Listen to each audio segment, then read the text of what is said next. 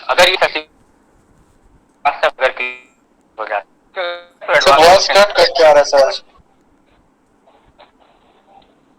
मेरी आवाज कट रही है? जी सर, वॉइस थोड़ा कट कट के आ रहा है। नेटवर्क इशू है क्या? बीच में कट नहीं कट रहा सर, थोड़ा देर पहले कटा था। यहाँ तो नेटवर्क ठीक रहता है मेरे घर पर। चलो, तो वही कह रहा हूँ कि ये इम्पोर्टेंट चीजें हैं, इस इम्पोर्टेंट चीज को इम्पोर्टेंट वे में लीजिएगा, क्योंकि क्या बोला जाए, और इसको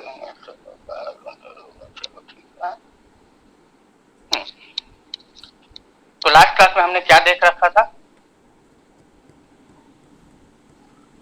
और लास्ट क्लास में मैंने कोई क्वेश्चन पूछा था। Yes sir. Yes sir. क्या था question? Sir effect of viscosity gas में क्या होगा? विस्कोसिटी का इफेक्ट गैस में क्या होगा? Viscosity in gas. यस तो बताओ क्या पता चला, क्या इफेक्ट होगा? सर क्या कहते हैं, हीट करने के बाद वो इंक्रीज करेगा विस्कोसिटी उसका।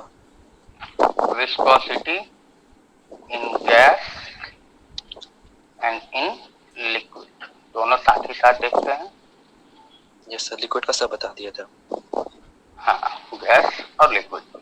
गैस में अब मैं इफेक्ट देख रहा हूँ टेम्परेचर से। बेसिकली टेम्परेचर का ही इफेक्ट देखा जाता है।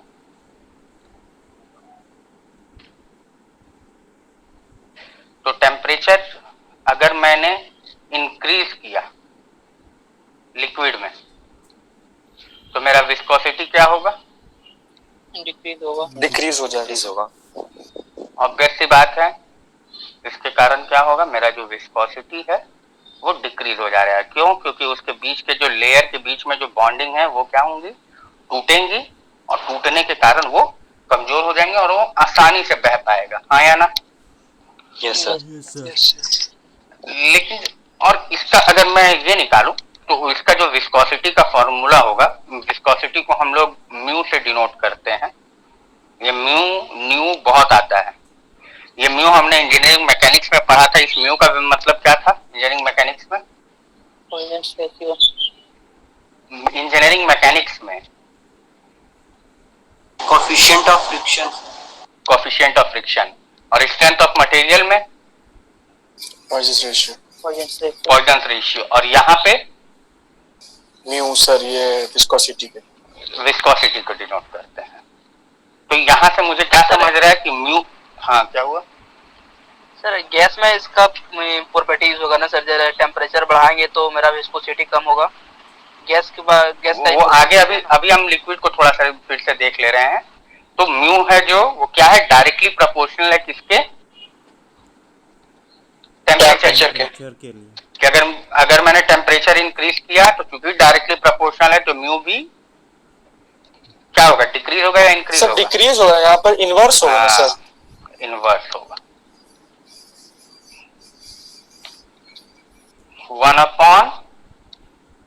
1/T। हाँ या ना? Yes sir. तो यानी यहाँ पे अगर मैंने टेम्परेचर को इंक्रीज किया तो अगर मैंने टेम्परेचर इंक्रीज किया तो ये होल वैल्यू क्या होगा, डिक्रीज होगा। डिक्रीज होगा। और चूंकि ये होल वैल्यू इस म्यू के डायरेक्टली प्रोपोर्शनल है, तो चूंकि ये होल वैल्यू डिक्रीज हो रहा है तो म्यू भी क्या होगा, डिक्रीज होगा। डिक्रीज होगा। पर जब हम गैस की बात करते हैं तो यहाँ पे जब मैं टेम्परेचर इंक्रीज करता हूं तो क्या देखता हूं, सर विस्कोसिटी भी बढ़ जा रही है सर। विस्कोसिटी जो है वो इंक्रीज हो जा रही है। विस्कोसिटी को अब मैं म्यू से ही शो करूं, म्यू भी क्या हो जा रहा है, मेरा इंक्रीज हो जा रहा है। ठीक है, और इसका जो रिलेशन बनता है वो ऐसा बनता है, mu is directly proportional to T square, not T square. Square के टर्म में ये कॉम्पिटिटिव एग्जाम में पूछा गया है कि किस फिनोमिना से, मतलब किस रेट से बढ़ता है, मतलब ऑर्डर जो है रेट बढ़ने का वो कैसा है, कम है या छोटा है। तो यहाँ पे लिनियरली डिक्रीज करता है, हाँ या ना? 1/t है मतलब लीनियर इक्वेशन है।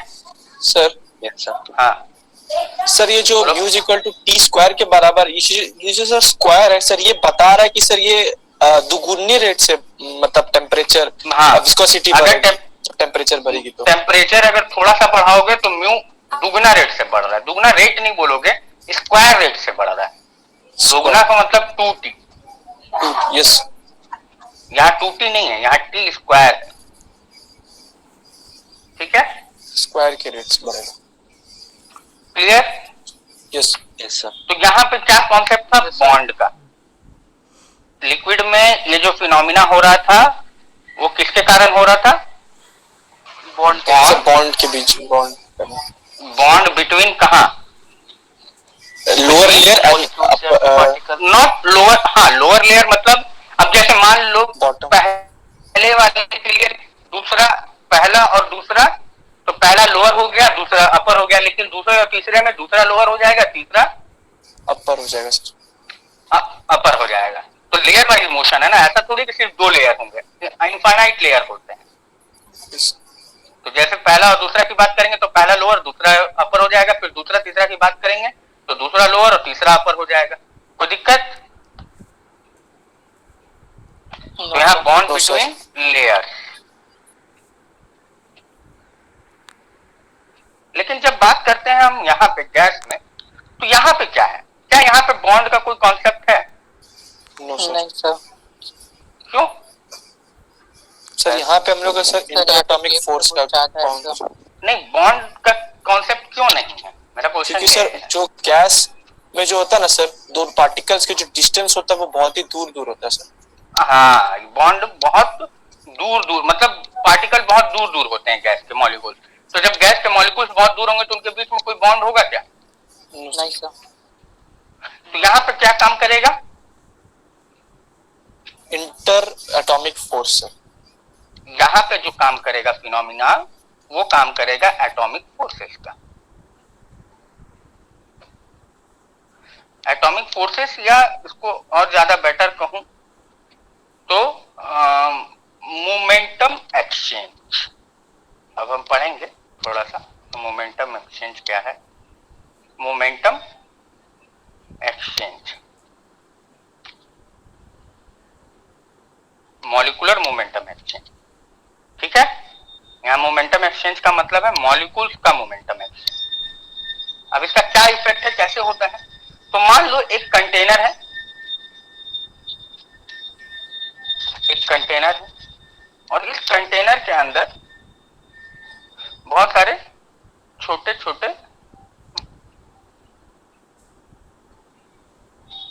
मॉलिक्यूल्स हैं। कोई दिक्कत? हाँ या ना? अब इस मॉलिक्यूल्स के कुछ मास होगा, कुछ वॉल्यूम होगा, वॉल्यूम बोल रहा हूं, वेलोसिटी होगा। हाँ या ना? Yes sir. तो जब अगर मैं किसी चीज को, इसका कुछ मास है, इसका वेलोसिटी है, तो बेसिकली जो टेम्परेचर होता है ना वो बॉडी का इंटरनल एनर्जी होता है। मतलब बॉडी कितना गर्म है या कितना ठंडा है अंदर से, वही उस बॉडी का टेम्परेचर बताता है। हाँ या ना? बॉडी का टेम्परेचर का क्या मतलब है कि बॉडी कितना गर्म है या कितना ठंडा है। और गर्म और ठंडा का कॉन्सेप्ट क्या है कि बॉडी कितना, देखो अब अगर एक चीज बताओ, कितने लोगों को पता है कि अगर किसी चीज को मैं गर्म करता हूँ, सॉलिड को, किसी सॉलिड बॉडी को गर्म करता हूँ तो ऐसा क्या होता है कि वो गर्म होने लगता है? मतलब उसको छूता हूं तो हमें गर्मी फील होती है। सर सर जो उन लोग के बीच में सर जो एटम्स होते हैं ना सर, हाँ वो वाइब्रेट करते हैं और उस वाइब्रेशन की वजह से हाँ। एनर्जी प्रोड्यूस होता है और वही एनर्जी हीट एनर्जी में कन्वर्ट होता है सर। हाँ, बेसिकली जो तुम किसी भी बॉडी को गर्म करते हो तो उसमें जो हीट जब हम देते हैं तो उसके बीच का जो मॉलिक्यूल्स होता है सॉलिड के केस में बहुत जोर से वाइब्रेट करता है, और इतना जोर से वाइब्रेट करता है कि वो क्या बोलूं, मोमेंटम का ट्रांसफर इस मॉलिक्यूल से दूसरे मॉलिक्यूल, दूसरा मॉलिक्यूल तीसरे मॉलिक्यूल को, तीसरा मॉलिक्यूल चौथे मॉलिक्यूल को, यानी इस वे में चीजें गर्म होती हैं। तो तुमने कभी गौर किया होगा कि बर्नर पे रखोगे तो नीचे वाला पोर्शन बहुत जल्दी गर्म होता है और ऊपर वाला पोर्शन धीरे धीरे गर्म होता है। हाँ या ना? Yes sir. Yes sir. लेकिन पानी के केस में ऐसा है क्या? लिक्विड के केस में? No sir. लिक्विड के केस में ऐसा नहीं है कि नीचे वाला पानी ज्यादा गर्म होगा और ऊपर वाला पानी कम गर्म होगा, हाँ या ना? Yes sir. ये किए हो या बस तुक्का मार रहे हो? ये महसूस किए हो या नहीं? अरे पानी से पतीला लगा, पूरा पतीला ही खोलेगा ना सर, जितना पानी है सर। पतीला गर्म करते होगे तो देखना नीचे वाला पानी, मतलब कढ़ाई को जब छुओगे तो नीचे के जब पोर्शन छुओगे तो गर्म रहता है, और ऊपर वाला पोर्शन आप आसानी से हाथ से कुछ देर तक के लिए, ऐसा नहीं बोलूंगा कि कंटिन्यू, कुछ देर तक आप आसानी से उसके ऊपर वाले पोर्शन को पकड़ सकते हो, हाँ या ना? Yes sir. लेकिन उसी समय पे अगर आप नीचे को छुओगे तो ज्यादा गर्म होगा, ये आपने महसूस किया होगा। जी सर। लेकिन पानी के केस में ऐसा नहीं है, ऐसा नहीं है कि ऊपर वाला पानी ठंडा रहेगा और नीचे वाला पानी गर्म हो चुका होगा। तो वहां पे जो हीट ट्रांसफर होता है वो कन्वेक्शन के थ्रू होता है, यहाँ पे जो हीट ट्रांसफर होता है इसको कंडक्शन के थ्रू बोलते हैं, और इसमें मॉलिक्यूल वाइब्रेट करते हैं। और मॉलिक्यूल वाइब्रेट का मतलब मॉलिक्यूल का कुछ मास होगा और मॉलिक्यूल का कुछ वेलोसिटी होगा, और m इंटू वी क्या बताता है? Momentum sir. मोमेंटम। यानी किसी भी बॉडी का गर्माहट या ठंडा किस चीज पे डिपेंड करता है? मोमेंटम। मोमेंटम के ऊपर डिपेंड करता है कि मॉलिक्यूलर मोमेंटम कितना है, मॉलिक्यूल्स के अंदर कितना वो वाइब्रेट कर रहा है या कितना वो मूव कर रहा है। तो गैस के केस में भी ऑलमोस्ट यही कॉन्सेप्ट काम करता है। होता क्या है कि जब मैं किसी चीज को गर्म करता हूं तो ये मॉलिक्यूल का मूवमेंट बढ़ जाता है, इसको एनर्जी मिलेगा तो ये तो भागेगा, हाँ या ना? अगर मैं आपको तवा पे बैठा दूं, गर्म तवा पे, तो क्या आप बैठे रहेंगे? नहीं सर, उठ के भागेंगे सर वहां से। ऑब्वियस सी बात है, तुम भी भागना शुरू करोगे। तो उसी तरह मॉलिक्यूल के साथ ही है, अगर मैं मॉलिक्यूल को कंटिन्यूअसली गर्म करूं तो मॉलिक्यूल भी भागना शुरू करेगा इधर उधर, और जब मॉलिक्यूल इधर उधर भागेगा तो क्या होगा? वो किसी न किसी मॉलिक्यूल से टकरा जाएगा सर। टकरा जाएगा, और जब टकराता है तो ये एक तरह का इनइलास्टिक कोलिजन होता है। आपने पढ़ा होगा कोलिजन। कोलिजन में क्या होता है? एक मोमेंटम दूसरे को ट्रांसफर कर दिया जाता है, हाँ या ना? तो यानी इसके पास जो एनर्जी थी वो अगले को ट्रांसफर कर दिया, यानी इसके पास एनर्जी क्या हो गई? सर खत्म हो गया सर। कम हो गया, खत्म नहीं होगा, कम हो। हाँ, कम हो गया। अब अगर मैं किसी चीज को गर्म करूं वो उठेगा, भागेगा और जाके टकरा जाएगा किसी मॉलिक्यूल से। अब वो जिस मॉलिक्यूल से टकराया वहां पे कोलिजन हुआ, तो कोलिजन के कारण क्या हुआ? ये अपना मोमेंटम इसको दे दिया, और ऐसे वो सिर्फ एक मॉलिक्यूल से नहीं टकरा रहा है, ऐसे वो बहुत सारे मॉलिक्यूल से टकरा रहा है, हाँ या ना? Yes sir. और ये मॉलिक्यूल इस वॉल से टकराएंगे, हाँ या ना? कोई ना कोई पॉसिबिलिटी तो होगी कि ये मॉलिक्यूल ये वॉल से टकराए, हाँ या ना? Yes sir. सुनते रहना और इसको अपने लैंग्वेज में समझते रहना। ये बुक वगैरह में कहीं नहीं है, वो बस बोल देता है मोमेंटम एक्सचेंज। अब मोमेंटम एक्सचेंज होता कैसे वो बुक में कहीं नहीं लिखा रहता है, वो आपको समझने वाली चीजें हैं। तो जब ये मोमेंटम ट्रांसफर किया, ये यहाँ से पहले ये मॉलिक्यूल इस मॉलिक्यूल से टकराया, अपना मोमेंटम ट्रांसफर किया। अब मोमेंटम ट्रांसफर किया तो ये मॉलिक्यूल हिलने लगा, और ये मॉलिक्यूल हिल करके किसी और मॉलिक्यूल से टकराया, तो ये मॉलिक्यूल ढीला पड़ गया और ये मॉलिक्यूल अब हिलने लगा। और चूंकि इनइलास्टिक कोलिजन है, मतलब जितना कोलिजन के बाद इसके पास जितना मूवमेंट था पहले वाले के पास, उससे कम मोमेंटम इसके पास पहुंचेगा, हाँ या ना? अरे जितना मोमेंटम इसके पास है, मोमेंटम कंजर्व नहीं होता, तो यानी यहाँ लॉस होता है सर। लॉस हुआ। इसके पास जितना था उतना इसके पास नहीं पहुंचेगा, इससे कम पहुंचेगा, हाँ या ना? Yes sir. और सिमिलरली ये इससे कम पहुंचेगा। Yes sir. और जब ये वॉल से टकराएगा तो वॉल तो पूरा का पूरा रिजिड है, वो पूरा का पूरा मोमेंटम उसका चूस लेगा, हाँ या ना? मोमेंटम वॉल थोड़ी मूव कर रहा है, जिस कंटेनर में रखे हो क्या वॉल मूव कर रहा है क्या? नहीं सर। वॉल तो मूव नहीं कर रहा है, तो यानी वॉल पूरा का पूरा मोमेंटम उसका चूस लेगा। तो जब पूरा मोमेंटम चूस लिया तो अब आप बताओ, मैं अगर आपको 10 किलोमीटर दौड़ा दूं, उसके बाद आपको रखूं तो, और 10 किलोमीटर दौड़ने से पहले की एनर्जी, क्या दोनों समान रहेगी? नहीं सर। आप 10 किलोमीटर बाद पूरा थक चुके होगे, हो सकता है आप चलने के कगार पे ही ना हो, हाँ या ना? Yes sir. और जब 10 किलोमीटर आप नहीं चले थे तब आपके पास फुल एनर्जी थी,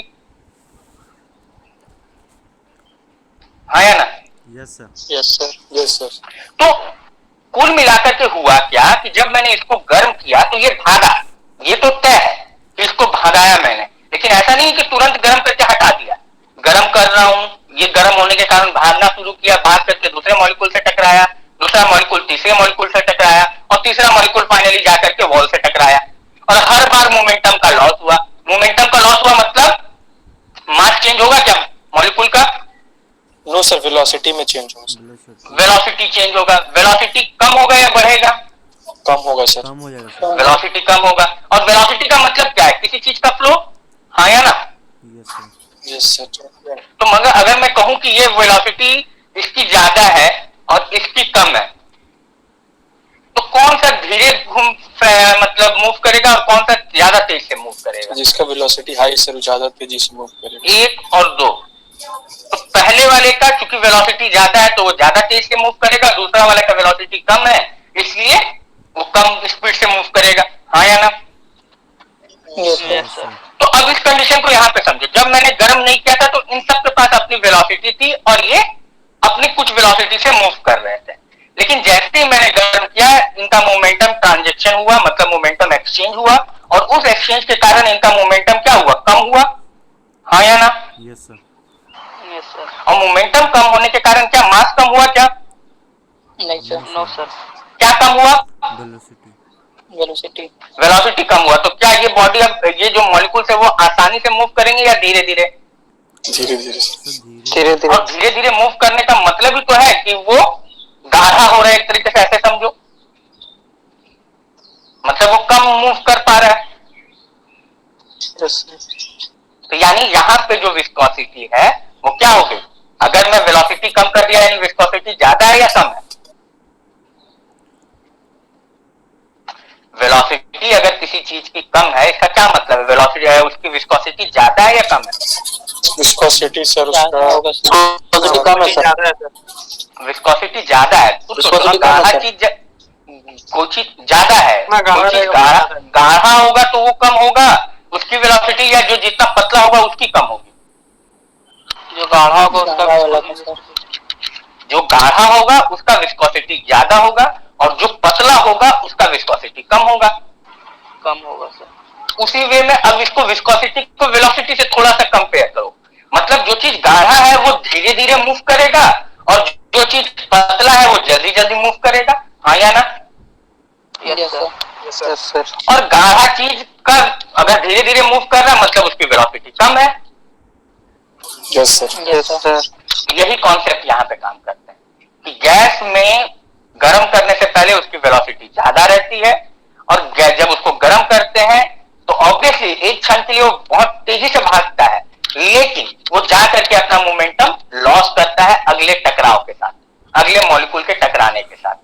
जब वो अगले मॉलिक्यूल से टकराता है उसकी मोमेंटम कम यानी उसका वेलोसिटी कम हो जाता है और जब वेलोसिटी कम हो गया मतलब क्या है? गाढ़ा हो गया वो, हाँ या ना? एक तरह से ऐसे समझ सकते हैं ना कि अगर किसी की वेलोसिटी कम हुई तो वो गाढ़ा हो गया और गाढ़ा हो गया तो यानी एक तरीके से उसकी विस्कोसिटी क्या हो गई? बढ़ गई। तो समझ रहे हैं गैस में सर तीनों स्टेट में सर विस्कोसिटी का कांसेप्ट अलग अलग होगा या फिर एक ही होगा सर? देखो तीनों स्टेट का विस्कोसिटी का कॉन्सेप्ट नहीं होगा। विस्कोसिटी किस केस में आता है? विस्कोसिटी की बात हम किस केस में करते हैं? फ्लूइड के केस में। फ्लूइड के केस में। सॉलिड के केस में हम किस चीज की बात करते हैं? फ्रिक्शन। फ्रिक्शन मतलब अपोजिंग टू मोशन। तो वहां पे भी फ्रिक्शन को हम किससे डिनोट कर रहे थे? हाँ सर। म्यू से। और यहां भी लेकिन ध्यान रखना यहां पे उसको फ्रिक्शन मत बोल देना, लेकिन ऑलमोस्ट जो ऑथर था जो बनाने वाला था वो समझता था कि लोग एक चीज को दूसरे चीज के साथ रिलेट कर पाए, इसलिए यहां पे भी उसको किससे डिनोट किया उसने? म्यू से। तो विस्कोसिटी का कॉन्सेप्ट सिर्फ और सिर्फ फ्लूइड में है और चूंकि फ्लूइड के दो पार्ट है, एक है गैस और एक है लिक्विड। तो गैस के नहीं पढ़ना है, लेकिन फिर भी आपको इतना पता होना चाहिए, क्योंकि कॉम्पिटिटिव एग्जाम में बहुत बात पूछा है ये कि, और ये आसानी से हम समझ जाते हैं कि भाई किसी चीज को गर्म करके, जैसे डालडा, एग्जाम्पल दिमाग में लेके चलो, डालडा डालडा जब जमा रहता है या घी जब जमा रहता है तो निकालने में दिक्कत होती है कि नहीं? Yes sir. लेकिन जैसे ही उसको गर्म करते हो तो जल्दी निकल जाता है सर, आसानी से। पिघलता है, पिघल करके और आसानी से निकल जाता है। तो यानी मैं ऐसे कह सकता हूं कि घी का जब हम गर्म करते हैं तो उसकी विस्कोसिटी कम हो जाती है, तभी तो वो ज्यादा पतला हो जाता है। तो लिक्विड के लिए हमें एग्जाम्पल आसानी से मिलते रहते हैं। लिक्विड के केस के लिए मन में बस घी को सोच के चलो, घी या डालडा जो समझ सकते हो कि जो चीज गाढ़ा रहेगा उसका विस्कोसिटी ज्यादा है। मतलब इसको ऐसे ही समझो ना, फ्रिक्शन, अगर कोई चीज गाढ़ा है मतलब उसमें फ्रिक्शन ज्यादा है, वो धीरे धीरे मूव करेगा। फ्रिक्शन ज्यादा मतलब विस्कोसिटी ज्यादा, हाँ या ना? अरे बोलो। Yes sir. या विस्कोसिटी ज्यादा मतलब से उसका मॉलिक्यूलर बॉन्ड बहुत, अट्रैक्शन उसका बहुत ज्यादा है। हाँ हाँ, मॉलिक्यूलर के वे में जाओगे तो उसके मॉलिक्यूल के बीच में बॉन्डिंग अच्छा खासा है। क्लियर हुआ? हाँ बोलो। बोल रहे सर, जैसे कि हीट करने के बाद जो मॉलिक्यूल टकराता है उसके बाद जो मोमेंटम का लॉस होता है, तो वैसे उससे अगर हीट नहीं करते उससे पहले भी तो गैस का मॉलिक्यूल्स के पास वेलोसिटी होता है, तो वो आपस में होता है, नहीं होता है, लेकिन ये इक्विलिब्रियम में रहते हैं, मतलब आराम आराम से मूव करते हैं। तो उस समय जो पॉसिबिलिटी है टकराने की वो कम है। मतलब अगर मैं किसी चीज को, आप सोचो ना, अब मैं तुम्हें सिंपली छोड़ दूं और मैं बोलूं कि ठीक है तुम सिंपली खड़े हो, और दूसरा केस मैं तुम्हें तावा के ऊपर बैठा दूं, किसमें तुम भागने की कोशिश करोगे? दूसरा केस में सर, तावा वाले केस में। और मान लो कि उसी समय बगल में कोई एक इंसान खड़ा है, तो टकराने के चांसेस किसमें ज्यादा है? आराम आराम वाले केस में या तुम्हारे तावा वाले केस में? तावा वाले केस में सर। भाई आराम वाले में तुम आराम से मूव कर रहे हो, इवन उससे टकराओगे भी तो ज्यादा मोमेंटम का लॉस नहीं होगा। नहीं होगा। लेकिन अगर बहुत तेजी से मूव कर रहे हो तो मोमेंटम का लॉस भी बहुत तेजी से होगा, हाँ या ना? Yes sir. और किसी को कोई डाउट?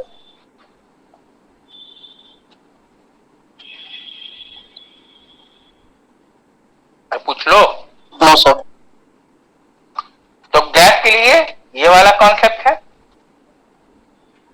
और उसका कॉन्सेप्ट क्या है? ये,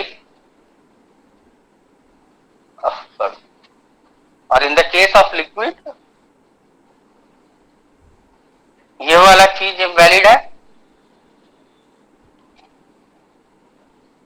और उसके लिए जो उत्तरदायी कंडीशन है वो ये है, हाँ या ना? Yes sir. Yes sir. कोई दिक्कत? No sir. No sir. चलो, अब तो ये इसका तो मोस्ट इंपॉर्टेंट प्रॉपर्टी था विस्कोसिटी का, ये हमेशा ध्यान रखना, अब इसी का बहुत ज्यादा यूज होगा। तो जो फ्लूइड के अंदर विस्कोसिटी होती है उसको हम कौन सा फ्लूइड बोलते हैं? दैट इज विस्कस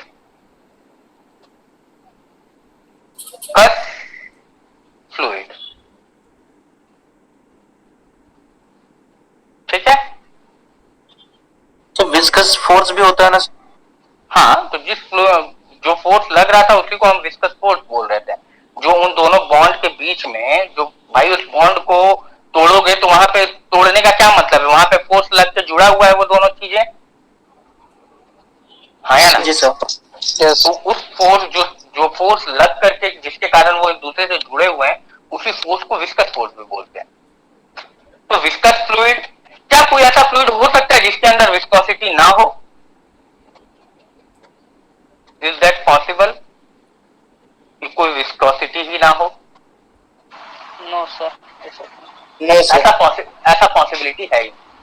लेकिन अगर हम शुरू से विस्कोसिटी वाले फ्लूइड को कंसीडर करेंगे तो समझने में दिक्कत होगी, मतलब कॉम्प्लेक्स स्ट्रक्चर होते हैं, कॉम्प्लेक्सिटी आ जाती है। तो इसलिए हमने अपने समझने के लिए एक नया फ्लूइड बनाया जिसका हमने नामकरण क्या किया?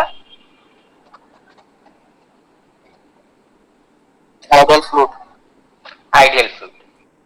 तो अगर मैं कभी बोलूं कि आइडियल फ्लूइड है, तो आइडियल फ्लूइड का मतलब आप क्या समझोगे? उसके अंदर विस्कोसिटी जीरो होगी। जीरो। कोई दिक्कत? No sir. Clear? Yes sir. चलो, अब हम नेक्स्ट प्रॉपर्टी की बात करते हैं। अगली प्रॉपर्टी है हमारे पास डेंसिटी। क्या बताना होगा, क्या होता है डेंसिटी? सर डेंसिटी एक फ्लूइड की प्रॉपर्टी होती है जिसमें सर वो कम से कम एरिया में सर वो अपने आप को कॉम्पैक्ट साइज में रख सके। हाँ, अगर मैथमेटिकली इसको पर यूनिट वॉल्यूम सर। हाँ, इसको डिनोट किससे करते हैं?